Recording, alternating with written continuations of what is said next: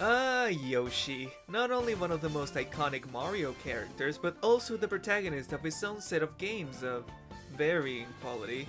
But with being such an iconic character, it must mean that he gets his own time to shine on the mainline Mario games as he should. Right? Not really. But I'm here to precisely analyze that. See how Yoshi has been used over the years after his debut in 1990, and investigate the cause as to why is Yoshi so misused in the mainline Mario games? Let's find out. Now, Yoshi was indeed introduced in Super Mario World as one of the main selling points, though he was conceptualized all the way back in 1985, just after the first Super Mario Bros. Was released. A little concept that was thrown into Miyamoto's hands, but at the time it couldn't be implemented, so the Super Famicom was when. I think everyone can agree this is the best example of Yoshi being used on a mainline Mario game. Though, considering he was one of, if not the main focus of the game, it's not surprising to see that most of the level design was based around the idea of the player being able to use Yoshi on any level. Aside from the ghost houses and castles, which has another reason to be, mainly being the hardware limitations at the time, and the way the sprites worked in the game. So if you enter one of these buildings, Yoshi would get so scared he'd become a monster himself. But overall, there were no limits to where you could go with Yoshi, making it the only game where you can do that. Also the only game where Yoshi can swim fully, and also the only game where Yoshis with different colors would have specific abilities. Oh man, let's not get ahead of ourselves. With Super Mario 64, things get a bit complicated because Yoshi is in the game as a 100% reward, making a little fourth wall break from the developers thinking the player and all. So then he gives you 100 lives, and then he jumps. Oh my god! Oh jeez, oh my... This is a very bizarre inclusion, because from the start Yoshi was actually part of the main game, being used on a event. Though the developers weren't really satisfied with how it was, having to scrap it completely. But that's the thing, they already had Yoshi's model made, so of course they didn't just want to throw it into the trash just like that. So they opted to use it as this 100% reward. Honestly, it's quite a shame. And considering that Yoshi's model looks very finished, I theorize that this event was very far into development, probably even more than something like the multiplayer, at least comparing Luigi's and Yoshi's state of modeling. But I mean, I guess appearing in the game is better than not appearing, right Luigi? A few more years had to go by for Yoshi to actually make his 3D debut on Super Mario Sunshine, but of course, things had to change in order for Yoshi to actually work on a 3D space, and with how the game is structured, well, let's just say that Yoshi has already changed quite a bit in his second game of the mainline series, at least talking about playing roles.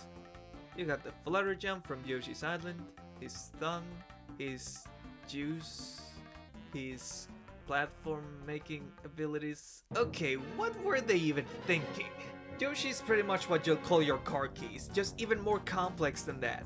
First, you find Yoshi's egg, which isn't necessarily an obvious spot on the level, but this is just so he can tell you which fruit he wants, which also isn't necessarily an easy fruit to find within the level. So you find the fruit and you finally can use Yoshi. But man, considering the mobility that you normally have in Sunshine, Yoshi just doesn't stand much of a chance, so why would you use him in the first place? Of course, we gotta lock at least a few Sunshines behind some yellow goo, just so Yoshi can use his juice and melt the goo. Otherwise, there isn't really much of a reason to actually use Yoshi in this game. And even then, without counting the fact that he doesn't have as much mobility as Mario, there are so many things you have to take into account, like the fact that his juice is also a timer, so you can't use him as much as you want. And of course you can feed him fruit to keep using him, but there is no guarantee you'll find fruit or that you can make it in time before he just vanishes. And the other thing, he can't swim. He just can't go in the water in this game, in this tropical island themed game. What kind of curse does Isle Delfino put into these Yoshis to make them so undesirable? I'll just mention two more things before moving on. The platform making abilities only come up in one shine, and how the platform behaves completely depends on the Yoshi's color, which also depends on the fruit you make him eat. Something that the game never bothered to mention, So yeah, have fun figuring that out by yourself. Not that it matters. I don't even know why they implemented this if they were just gonna use it on one shine. And just to close off on Sunshine, have a nice ride to the stupid pipe. Woohoo!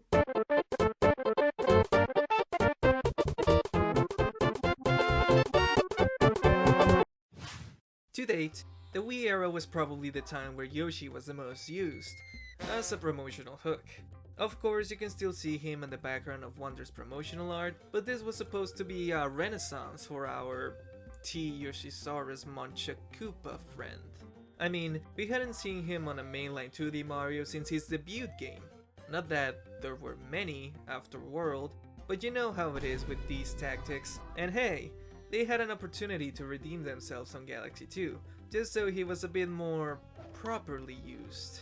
On New Super Mario Bros. Wii, it was nothing that was straight up bad, but man, you can't take him off stages at all. And that wouldn't be a problem if he was a common feature on the stages, but look at the amount of stages where he is a thing. 6 levels! Yoshi's only usable in 6 levels. He's basically the Mega Mushroom of Wii, but even worse, because you can't even get him from any Toad houses. Just brilliant. Aside from that, there are a few new things that have been added. Of course, Yoshi can now flutter jump, which is not a surprise really. And now depending on what power-up you have, Yoshi will give you different kinds of power-up, from just a super mushroom to the 2 flowers to a propeller mushroom. Pink and green berries are not a thing either, so I guess it makes up for it? No, not really. A disappointment all around.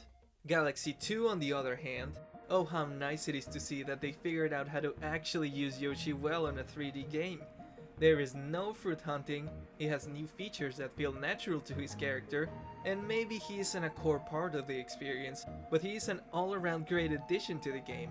His movement is very good, to the point that it doesn't feel like you are degrading your movement, but getting a very similar treatment to what your already existing movement is. And talking about the new features, I can't believe that this is the only game where they've experimented with the fact that Yoshi can eat pretty much anything.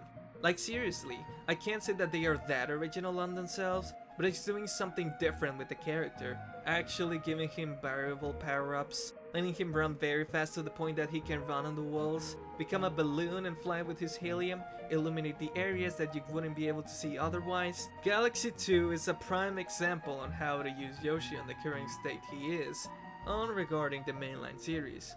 Wouldn't want to get too ahead of myself, but I can guarantee that this is the most variety we're gonna see, and even so, it's quite refreshing, so I'd say that Yoshi truly deserved to be in the cover art of the game. Now getting to... well, there isn't much to say about this game, at least regarding normal Yoshi use. We will get to the tiny exceptions in a little bit, but it's weird that it's basically the same treatment as in Wii. 6 levels, they can't get out of the level, yada yada, and they made a few minor changes that are for the better and for the worse. Now you have a little circle meter that you see whenever you eat a fruit, just so you know how many fruits you need to eat to get a power up, which is a nice addition I suppose. Doesn't make up for the fact that they completely removed color Yoshis, which doesn't really make any sense. Even with the baby Yoshis being of a debatably similar color, honestly I don't see a reason to do this. And even if color Yoshis had specific abilities on World, you can't just take it back now. The models are on the files too, like... Alright.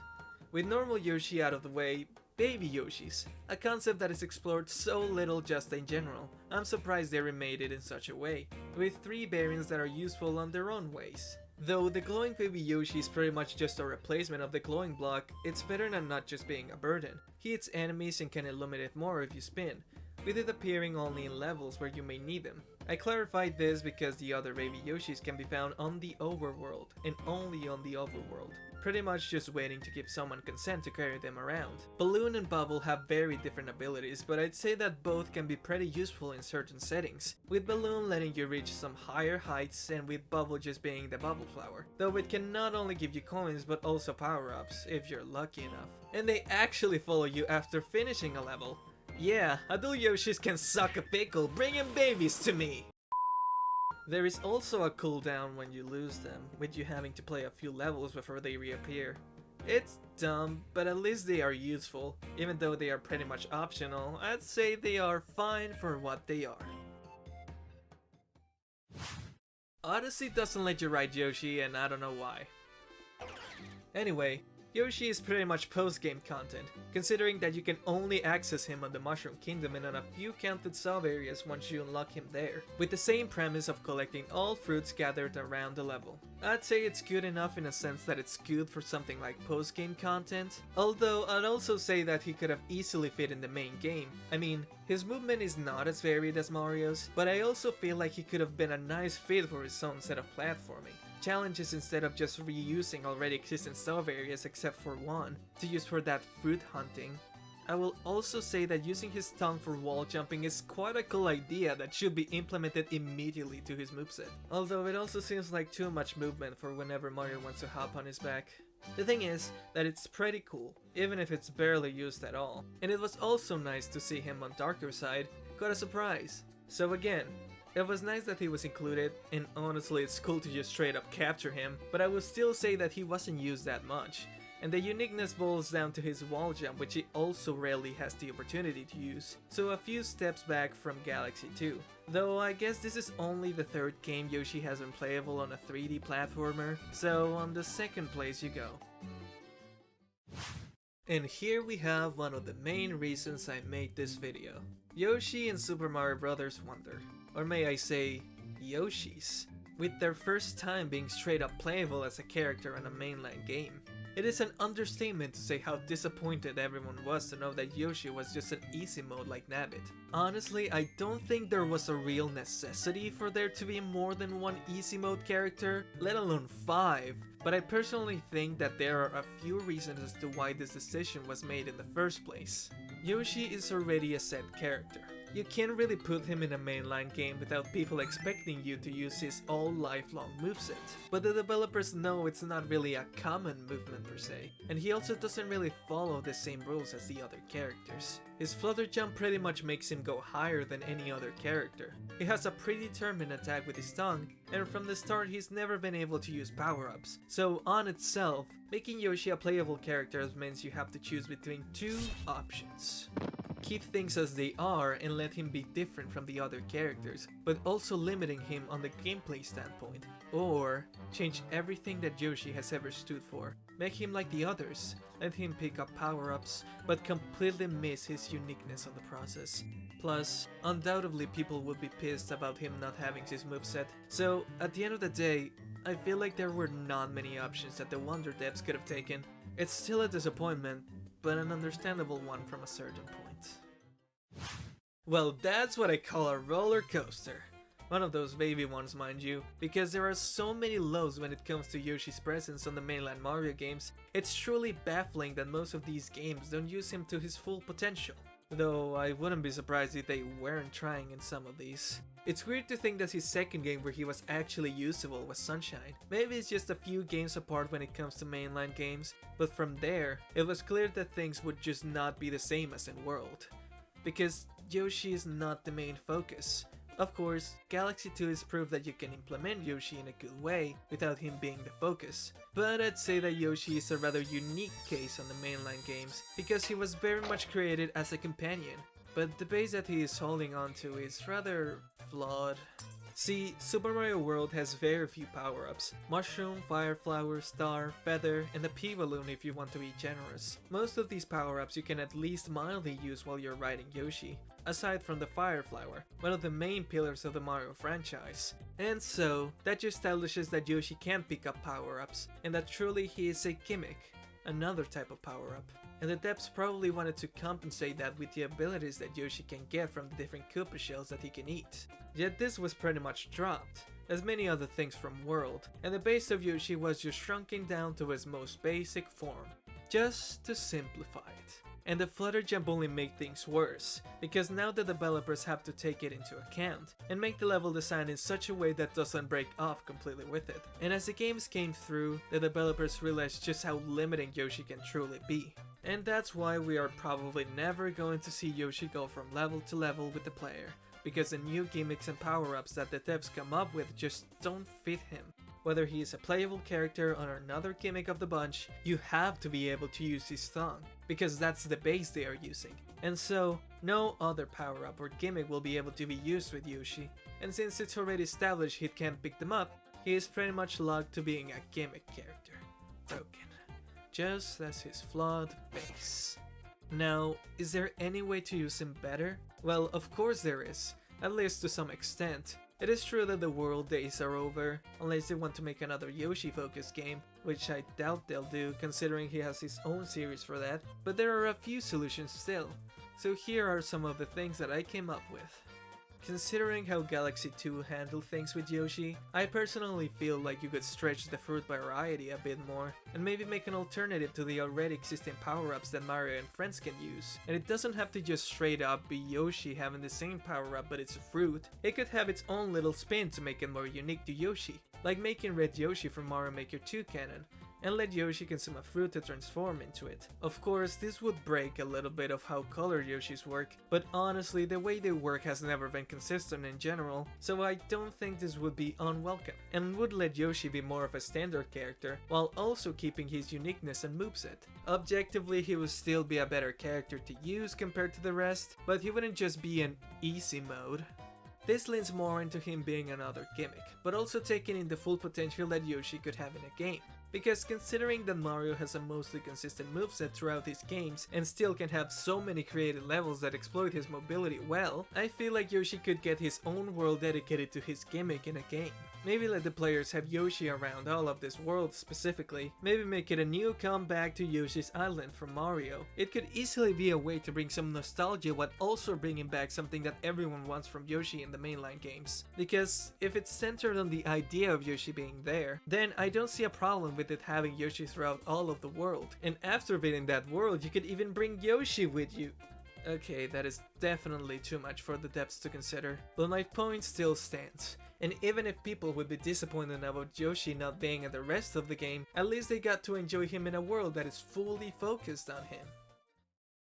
Looking through all of these games has made me realize just how difficult it is to make all of the components from a game match. Make good balancing between all of these things that go in the game. And there are so many other things that are left behind on the drawing board that I'm surprised that Yoshi made the cut on some of these games. Not only for the amount of content that was in them, but also for the fact that he is not an easy character to manage, considering all of the focus that he must take if he is gonna be on a Mario game, and the dedication that the developers must put in to make these levels make sense and be fun for people to play with Yoshi. And that's the thing, not all of them achieve that, and that's okay, because game developing is hard. And I appreciate the efforts to include an all-time favorite character in, even if it's just for 6 stages, even if it's just for the post-game, even if he's just an easy mode. It's nice to see him there and be as iconic as he always is. Seriously though, what the fuck were they thinking when adding him to Sunshine?